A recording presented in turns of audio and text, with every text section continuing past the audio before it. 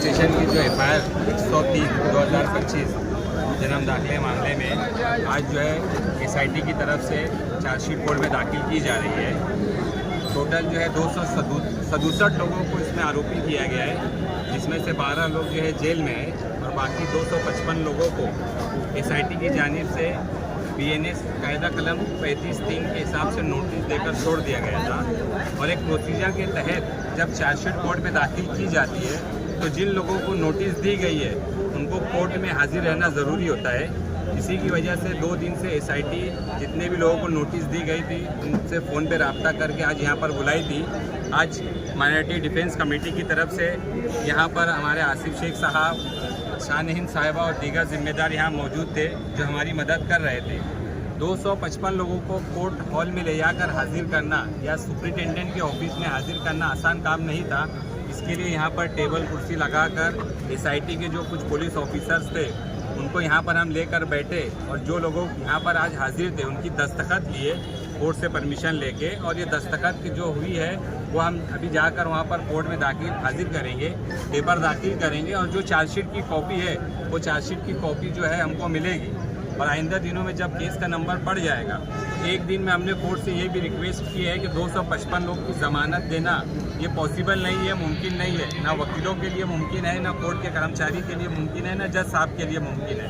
इसके लिए हम कोर्ट से रिक्वेस्ट करने वाले हैं कि 255 जो लोग हैं हम 20-20, 25-25 लोगों को अलग अलग तारीख पर बुलाकर उस तरीके से ज़मानत देने का काम इंशाअल्लाह करेंगे।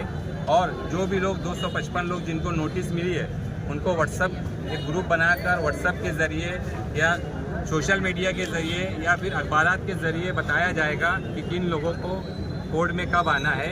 इतना सी मैं आपको बताना चाहता हूँ कि जो लोग को भी बुलाया जाएगा ज़मानत देने के लिए, तो जो ज़मानतदार रहेगा उसका राशन कार्ड, उसके आधार कार्ड, उसके 3 फ़ोटो और उसका 7/12 का उतारा जो 30 दिन के अंदर का चाहिए।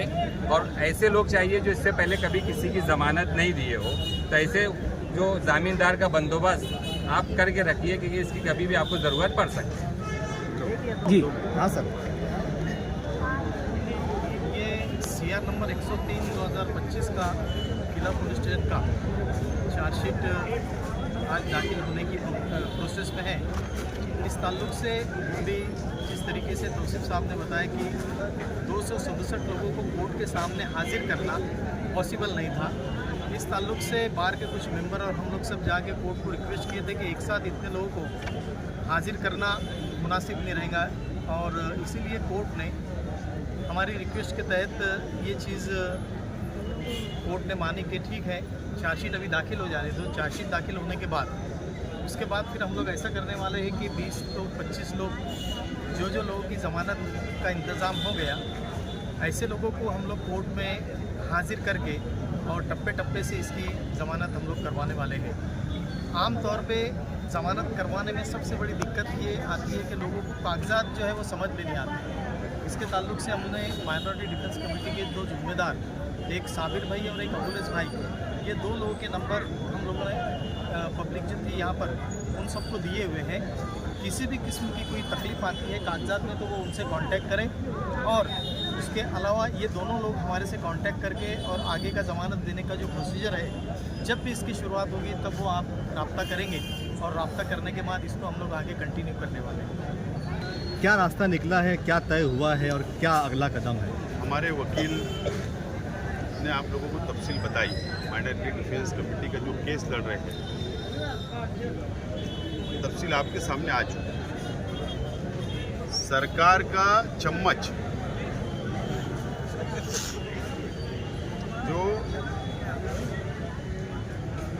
मालेगांव शहर बार बार आता है और इल्ज़ाम लगाया मालेगांव शहर पर बांग्लादेशी रोहिंग्या मालेगांव में बसे हुए हैं, मालेगांव की आवाम उनको पनाह दे रही है। इस तरीके का इल्ज़ाम लगाकर, संगीन इल्ज़ाम लगाकर SIT बनी। इंक्वायरी का सामना मालेगांव शहर की आवाम ने किया, माँ बहनों ने किया, बुजुर्गों ने किया, बच्चों ने किया। अल्लाह का बहुत एहसान है। जो चार्जशीट दाखिल हो रही है, ये तीसरी चार्जशीट है। एक भी बांग्लादेशी, एक भी रोहिंग्या एसआईटी को नहीं मिला, सरकार को नहीं मिला। ये चम्मच ने, सरकार का जो चम्मच है किरीट सोमैया ने माफ़ी मांगना चाहिए मालेगांव शहर की आवाम से और इस देश के मुसलमानों से, इस देश के संविधान से, संविधान को मानने वालों से। अफसोस इस बात का है कि हमारे मेंबर ऑफ पार्लियामेंट महिलाएं, लेडीज है, लेकिन आज हमारी माँ बहनें सामना करना पड़ा। इस कोर्ट के अंदर आना अच्छी बात नहीं है, इस कोर्ट के गेट के अंदर आना अच्छी बात नहीं है। आज हमारी शहर की माँ बहनें जो पर्दे में रहती थी, आज उनको यहाँ आना पड़ा। ये बहुत अफसोस की बात है। शहर के एमएलए जो एक सियासी शख्स नहीं है, मजहबी शख्स है, मुफ्ती है और एमएलए है, उसके बावजूद भी शहर की आवाम परेशान है कि कोर्ट में आना पड़ रहा है। ये बहुत अफसोस की बात है और इन लोगों ने तो शहर की आवाम से माफ़ी मांगना चाहिए। इन लोगों ने भी माफ़ी मांगना चाहिए कि असेंबली के अंदर आवाज़ उठाने की ज़रूरत थी कि एसआईटी क्यों बनी, खामोश रहे। मेंबर ऑफ पार्लियामेंट को पार्लियामेंट के अंदर आवाज़ उठाने की ज़रूरत थी, वहाँ खामोश रहे। इन लोगों ने शहर से माफ़ी मांगना चाहिए। लेकिन माइनॉरिटी डिफेंस कमेटी, हमारे लीगल सेल, हम लोग मिलकर ये फिरका परस्त सरकार, कल उन्होंने उनके एक मीटिंग हुई या जलसा हुआ, उन्होंने उसमें कहा आप मुकाबला नहीं कर सकते किरीट सोमैया और सरकार का। इसके लिए शहर की आवाम को धोखा देने के लिए ऐसे बयानात आप देते हो। नाकाम शख्स है, उसकी बातों में ज़्यादा तवज्जो मत दो। शहर की आवाम ने तय कर लिया है कि शहर को कौन संभाल सकता है। माइनॉरिटी डिफेंस कमेटी में हम जो पार्टियां शामिल है, ये शहर को संभाल सकती है। ये बात उनको पता चल चुकी है, इसलिए अब अवॉइड बकेंगे, कुछ रहा हुआ नहीं। उन्होंने कहा देवेंद्र फडणवीस से हमने मिले, एकनाथ शिंदे से हमने मुलाकात की, हम रास्ते पर छचन नहीं कर रहे, हम कानूनी लड़ाई लड़ रहे हैं। बोला ना मैंने, ऐसा बोलने वाला शख्स बेवकूफ़ी हो सकता। जो शख्स एसआईटी गृह मंत्री, आज के मुख्यमंत्री महाराष्ट्र के, वो मुख्यमंत्री भी है और डिपार्टमेंट भी उन्हीं के पास है, गृह मंत्री, होम मिनिस्टर वो खुद है। एसआईटी का ऑर्डर उन्होंने दिया, उनके पार्टी के लीडर के डिमांड के ऊपर उन्होंने एसआईटी बनाई और ये उनके पास जा रहे। ये बेवकूफ़ी वाली बात है ना, सरकार के पास जाना बेवकूफ़ी वाली बात है।